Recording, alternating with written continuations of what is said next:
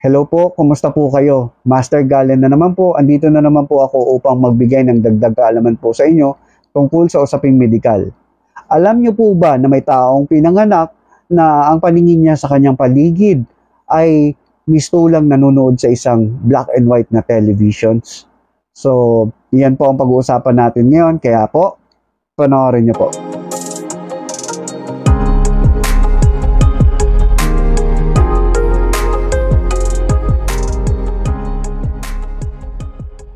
Meron taong pinanganak na ganyan nga po, no, na mistulang nanonood siya sa isang black and white television. Ang tanging nakikita niya lamang sa kanyang paligid ay tanging black and white at gray lamang, no? Ang tawag po nga dito ay isang achromatopsia, no? Maaari din tong tawagin na achromatopia o kaya yung Rudge monochromacy. Ito po ay isang uri ng color blindness na kondisyon, no? Ito pong color blindness, tinatawag din natin to na color vision deficiency or CVD, no? Meron po kasi tayong tatlong uri ng color blindness. Una po dyan, yung red-green color blindness, no? Yan po yung pinaka-common, no? Nahihirapan ka ma-distinguish yung red at saka yung green, no? So yung inability or kabawasan ng perception mo or pagkilala mo sa isang red na kulay ay ang tawag po doon ay protonomaly or kaya naman pag absent talaga na hindi mo ma-distinguish or protanopia. Pag green naman po, ang tawag naman po ay deuteranomaly o kaya deuteranopia pag hindi mo talaga ma-distinguish yung green. Ngayon naman po, yung blue and yellow, no? Nahihirapan ka ma-distinguish ngayon yon, yung between blue and yellow. Ang tawag naman po namin doon ay tritanomaly o kaya naman tritanopia. At yung ikatlong uri po ng color blindness ay yung total color blindness, no? Total color blindness, ibig sabihin, wala talagang ma-perceive na kulay, no? Walang makilalang kulay, no? Tanging tingin niya lang sa mga bagay-bagay ay black, gray, and white, no? Yan lang po ang nakikita niya.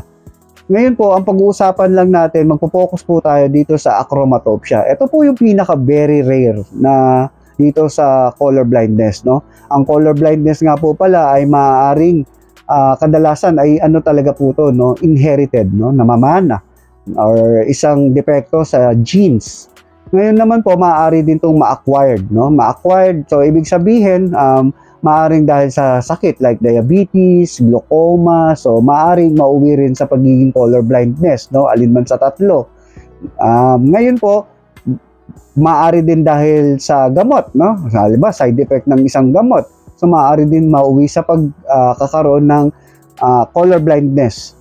Ngayon po, focus lang po muna tayo dito sa achromatopsia. Pero bago natin talakayin yung achromatopsia, punta muna po tayo dito sa konting pahapyaw sa physiology, no? Or anatomy, physiology ng ating mata sa pagkilala ng kulay, no? Ang ating pong mata, para makakita po tayo at ma-perceive natin kung ano yung mga nakikita po natin, dumadaan po yung stimulus na yon doon sa ating retina.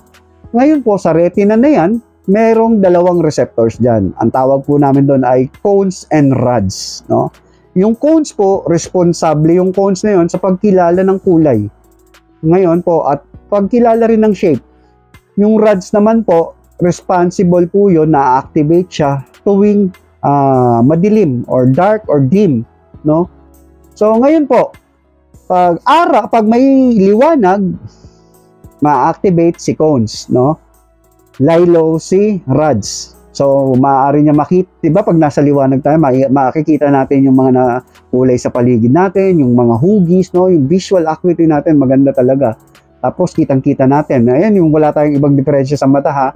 So, ngayon naman po, diba pag pumunta na tayo sa liwanag, ay sa dilim, no? Pumunta na tayo sa dilim. Pag nasa dilim talaga, tas medyo malayo, hindi mo naman talaga makikita yung tunay na kulay ng isang bagay. No, unless may idea ka kung ano talaga yung bagay na nakikita mo, so papasok sa isip mo kung anong kulay yon. Pero yung talagang nakikita mo yung kung anong kulay nun, hindi mo yun makikita kasi nga deactivated yung receptors na cones, no? So, pag kulay at yung visual activity, yung shape, so responsible doon ang na-activate yung cones.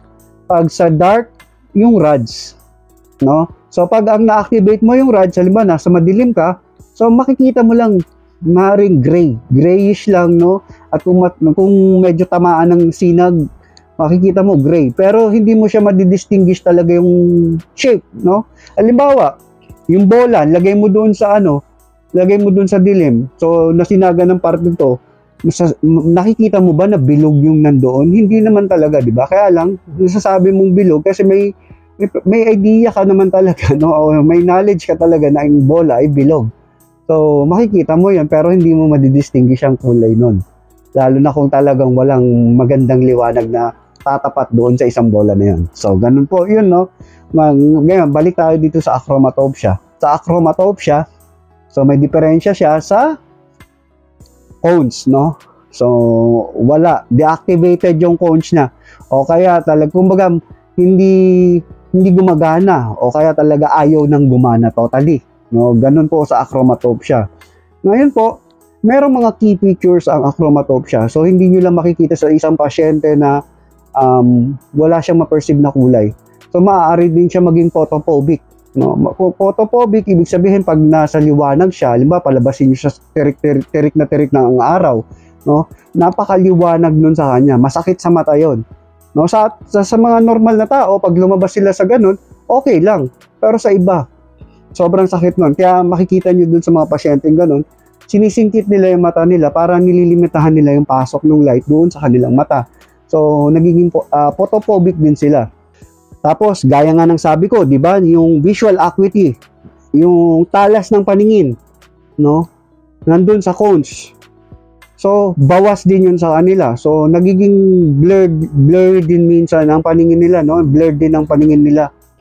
Tapos, nagkakaroon sila ng nystagmus, no? Yung parang gumagalaw yung mata, nagra-rapid eye movement, no? Kasi parang ang nangyayari po dyan, nagtatry mag-accommodate yung mata nila kung saan sila makikita ng mas maganda yung isang bagay. Kasi nga, di ba, less yung visual acuity natin dito, no? Yung mga pasyente may ganito.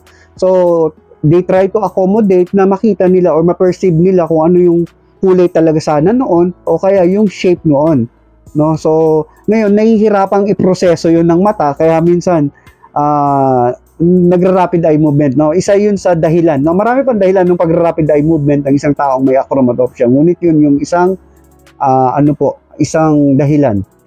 So, pero yung rod function dito, yung night vision niya, okay yan, no?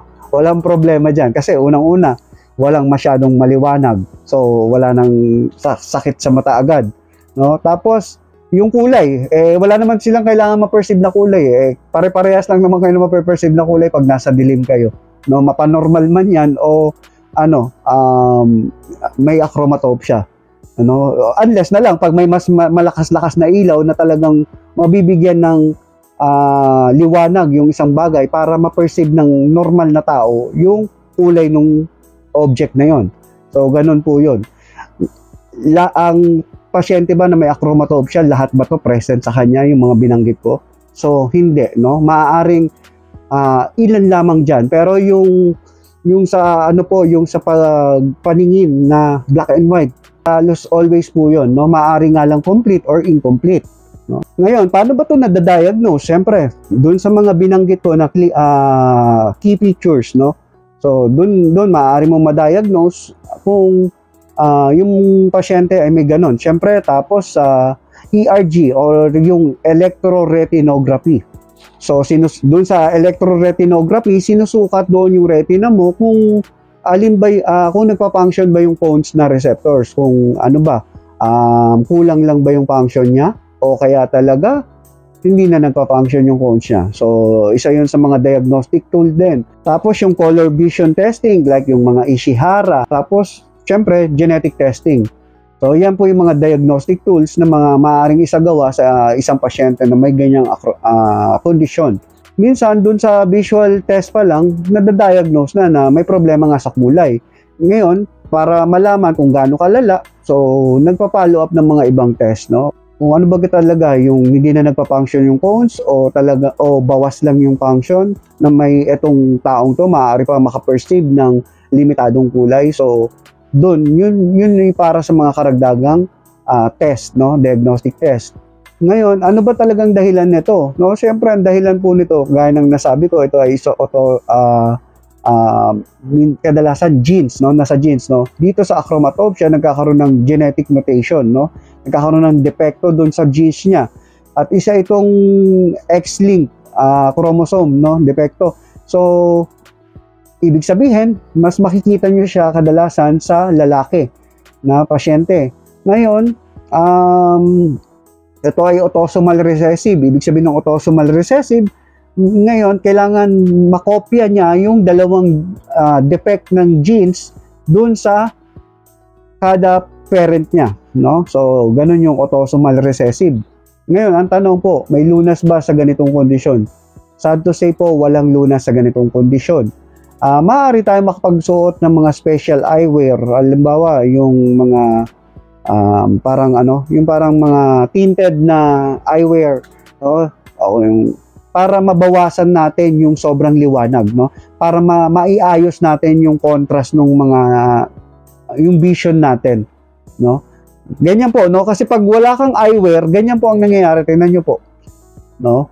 Na medyo tinted na eyewear. Pag wala ka, ganyan na makikita mo, di ba? Sobrang liwanag. Saka yung contrast niya hindi maayos, napaka-bright.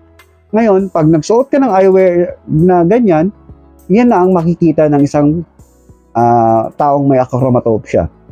So, pwede magsuot ng mga ganyan, yung mga glasses, contact lenses.